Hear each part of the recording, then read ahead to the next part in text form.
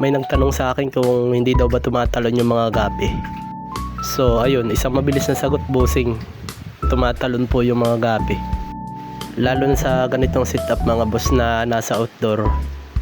So kapag umuulan at napuno ng tubig yan, possible na tatalon talaga. Kaya itong mga tangko, nilalagyan ko talaga ng butas para sa overflow. Para sa akin mga boss, napaka-importante na meron talagang mga butas para sa overflow yung mga tab natin. Lalong lalo na sa katulad ko ng mga naka-outdoor setup din.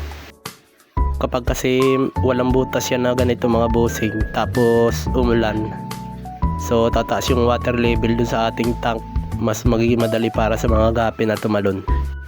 Lalo na sa ganitong batya na mababaw lang. Sa experience ko mga boss, mas madalas akong natatalonan sa ganitong mga batya. Kaya ang gawa ko kapag maulan, tinatakluban ko na rin to para mas lalong lumiit yung chance na tumalon yung mga gapi. Ito, medyo mababaw yung mga tubig ko ngayon dito kasi kanina nagwa-water change ako. Tapos mamaya dadagdagan ko na lang ulit yan.